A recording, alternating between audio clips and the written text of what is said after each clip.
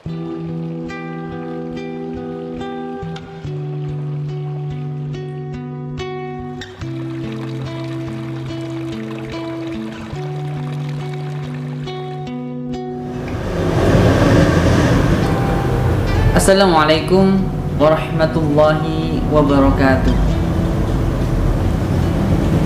Hamdan katsiran thayyiban mubarakan fi. Asyhadu an la ilaha illallah wahdahu la syarikalah wa asyhadu anna Muhammadan abduhu wa rasuluh. La nabiyya ba'dah.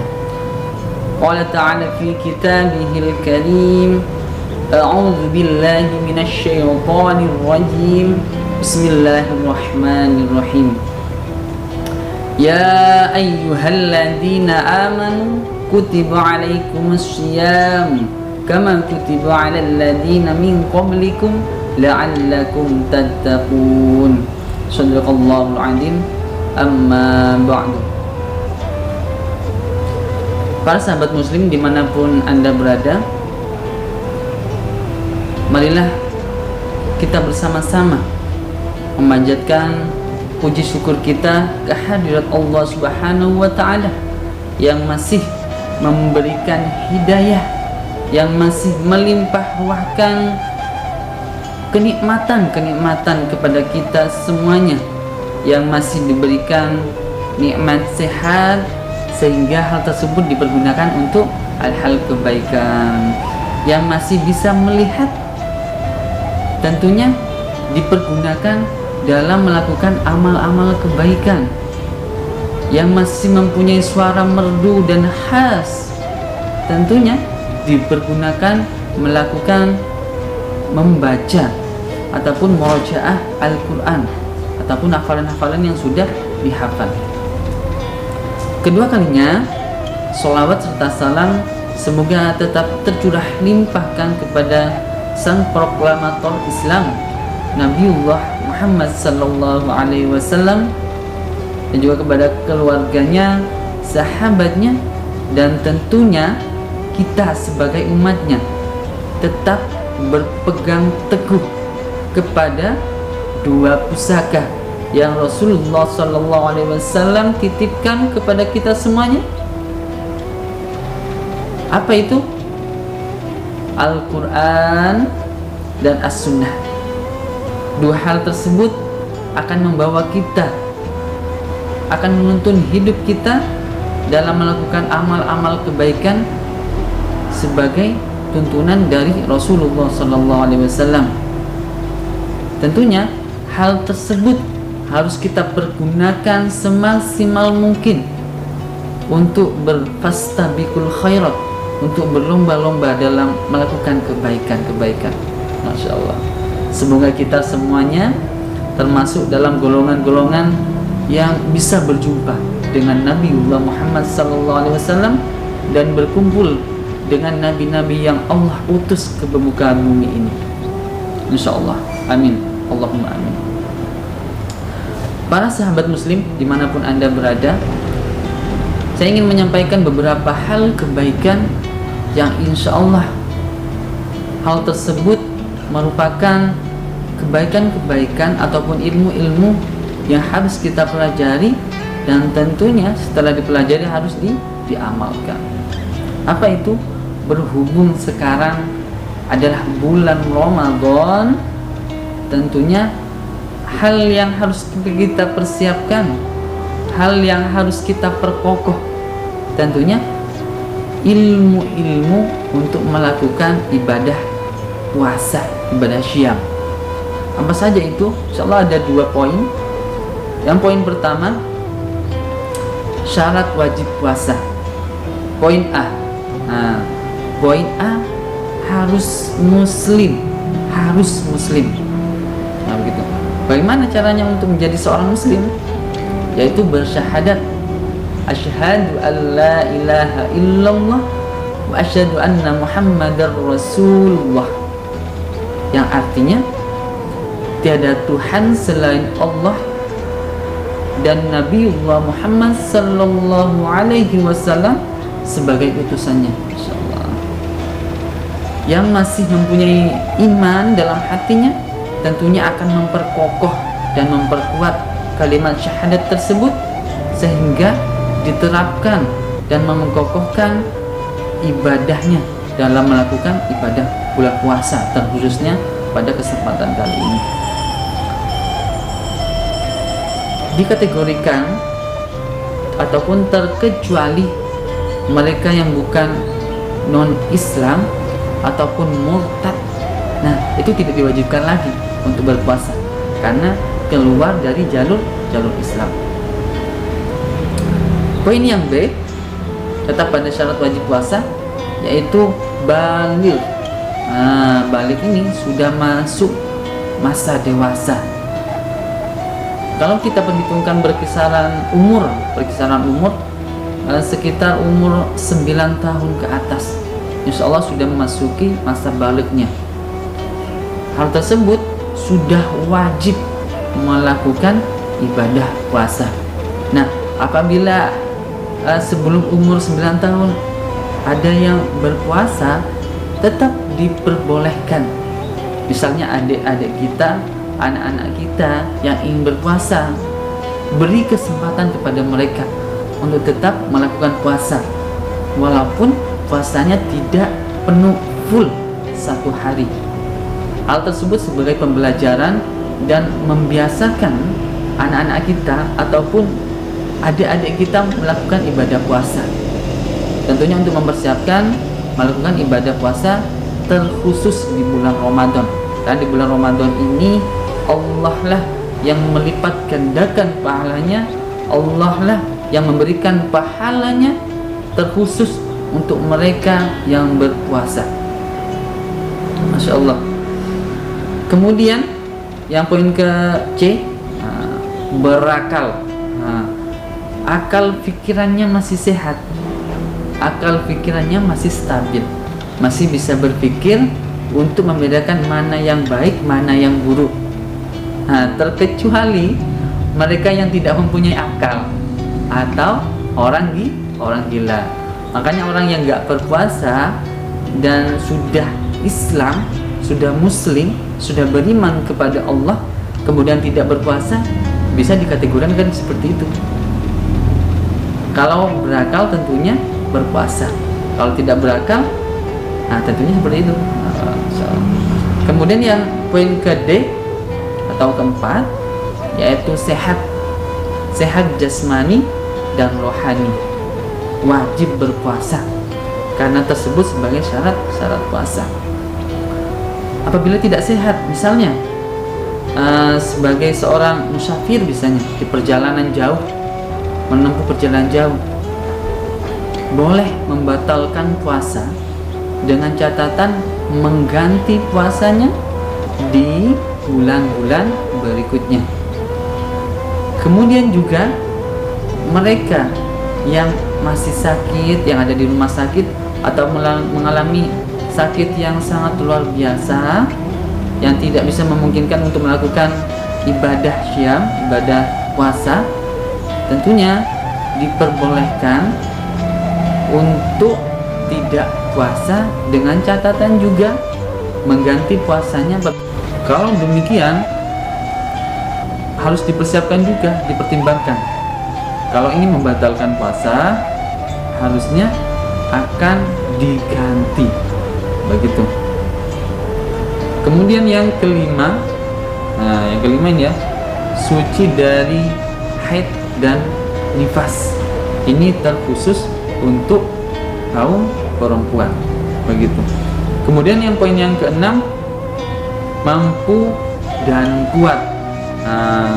Mampu dalam artian ini mereka yang mampu dalam finansial untuk mempersiapkan segala hal yang dibutuhkan dalam ibadah bulan puasa. Misalnya syahur untuk memperkuat ibadah kita pas waktu di siang hari, karena semuanya ibadah bulan puasa ini memerlukan tenaga yang sangat ekstra, begitu. Kemudian yang kuat, kuat di sini dalam artinya kuat fisiknya yang kuat, ya, begitu. Kalau mereka yang sudah sepuh, sudah renta, umurnya sudah memasuki 60 ke atas, tidak kuatlah, bisa dikategorikan seperti itu. Tidak wajib untuk berpuasa, bisa membayar apa? Fidyah. Begitu. Kemudian rukun puasa. Nah, ini tidak kalah penting, sahabat muslim yang ada di rumah. Catat baik-baik. Apa itu yang pertama? Ada dua. Yang pertama adalah niat. Niatkan, kokohkan di dalam hati kita untuk tetap diniatkan.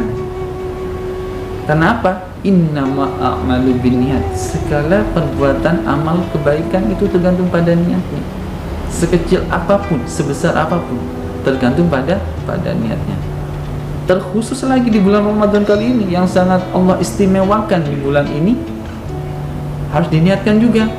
Diniatkan di hari berikutnya pas waktu mau sahur, ataupun diniatkan langsung 1 bulan Ramadan penuh, 1 bulan penuh, untuk menghindari hal-hal yang sifatnya lupa, karena sifatnya manusia adalah pelupa. Kemudian yang rukun puasa yang poin yang kedua, nah, itu menahan diri dari segala yang membatalkan puasa. Nah, ini sudah familiar sekali, tapi sangat sulit dihindari. Apa saja? Misalnya menahan hawa nafsu kita. Kadang yang membatalkan puasa itu bukan hanya makan dan minum, sahabat muslim, tapi apa? Nafsu kita yang bisa juga membatalkan. Apa misalnya? Berkata yang tidak senonoh, berkata yang kurang baik. Misalnya kalau adik-adik Surabaya itu kayak meso katanya, Pak, itu tidak baik, tidak bagus untuk dilakukan pada waktu kita melakukan ibadah siang. Terus kemudian banyak orang yang berpuasa tapi tidak memperhatikan aspek-aspek ini, sehingga aspek-aspek ini ditinggalkan. Makanya perlu diperhatikan. Kalau 2 rukun ini tidak dijalankan secara penuh, tentunya akan sia-sia puasa kita. Apakah puasa kita hanya menahan dahaga, haus, ataupun lapar? Tidak.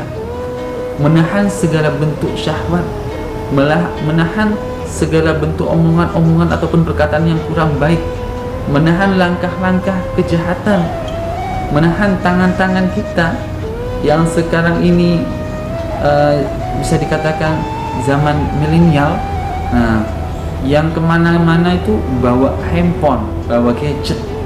Nah, biasanya kita berbicara langsung tatap muka, nah itu bisa main medsos, media sosial. Nah, biasanya perbuatan-perbuatan yang tercela juga bisa dilakukan. Apa salah satunya? Melihat video ataupun foto yang kurang baik dipandang. Buka foto yang auratnya terbuka. Kalau orang yang mempunyai iman, langsung astagfirullahaladzim, ditutup handphonenya, langsung bertaubat kepada Allah Subhanahu wa ta'ala. Nah, setelah 2 syarat ataupun 2 rukun tersebut kita penuhi, apa hikmahnya? Hikmahnya seperti ini. Hikmahnya, kalau kita melakukan ibadah syam, ibadah puasa dengan sempurna, insyaallah, yang pertama Allah lipat gandakan pahalanya, yang kedua menambah ketakwaan kepada Allah Subhanahu wa ta'ala. Apa salah satu ayatnya? Di surat kedua Al-Baqarah ayat ke-183. A'udzu billahi minasyaitonir rajim. Bismillahirrahmanirrahim. Ya ayyuhalladzina amanu kutiba alaikumussyam kama kutiba alal ladzina min qablikum la'allakum tattaqun. Shadaqallahul azim. Wahai orang-orang yang beriman, orang-orang yang masih mempunyai iman dalam hatinya, dipanggil oleh Allah, diwajibkan atas kalian untuk berpuasa. Panggilan amanu tentunya terkhusus, bukan terumum, kecuali panggilan ya ayyuhan nas itu baru umum para sahabat muslim. Tapi sudah Allah memanggil kita, ya ayyuhalladzina amanu, berarti Allah memanggil orang-orang yang beriman, yang masih mempunyai iman yang kokoh di dalam hatinya, untuk melaksanakan ibadah di bulan puasa ini, berpuasa gitu. Untuk apa? Untuk mencapai predikat takwa kepada Allah Subhanahu wa Ta'ala. Apa tanda-tandanya orang bertakwa? Tanda-tanda orang bertakwa, semakin takut kepada Allah, dengan artian takut kepada azab-azab yang Allah limpahkan kepada mereka yang melanggar ketentuan-ketentuan Islam yang sudah disyariatkan oleh Rasulullah SAW di dua pusakanya, yaitu Al-Quran dan As-Sunnah. Kemudian mencegah maksiat. Nah, mencegah maksiat ini kalau kita terlatih, makanya barusan sudah saya contohkan. Apa contohnya? Di handphone atau gadget, apabila kita sudah terbiasa menghindari melihat foto-foto ataupun video-video yang tidak senonoh. Kalau anak-anak zaman sekarang yang viral-viral itu pakai aplikasi TikTok atau apalah kayak gitu, tinggalkan perbuatan-perbuatan kayak gitu. Insya Allah Allah akan istiqomahkan dalam hati kita untuk melakukan amal-amal kebaikan. Apa tandanya? Apabila iman itu sangat kuat dan sangat lemah. Kalau sangat kuat keimanan kita kepada Allah Subhanahu wa Ta'ala, apabila kita mendengar azan, memasuki waktu azan, Allahu Akbar, Allahu Akbar, hati kita akan bergetar, hati kita akan bergerak. Ya Allah, sudah memanggil Engkau untuk hamba-Mu ini untuk memadu ataupun berkomunikasi dengan Engkau. Insya Allah hamba-Mu ini akan memenuhi panggilan-Mu. Masya Allah. Kemudian semakin istiqomah kita dalam melakukan amal-amal kebaikan. Karena apa? Di setiap amal kebaikan akan mengandung pahala-pahala yang apabila kita niatkan dengan kebaikan, tentunya akan Allah lipat gandakan. Masya Allah. Semoga apa yang saya sampaikan, apa yang saya haturkan di beberapa poin-poin kebaikan ini, semoga sahabat muslim tetap istiqomah menjalankan ibadah puasa di bulan Ramadan ini di tahun 1442 Hijriah. Sekian dari saya. Apabila ada kesalahpahaman kata ataupun tutur kata yang kurang berkenan di hati sahabat muslim yang ada di rumah, mohon dimaafkan. Sekian dari saya. Ihdinas siratal mustaqim, fastabiqul khairat. Assalamualaikum warahmatullahi wabarakatuh.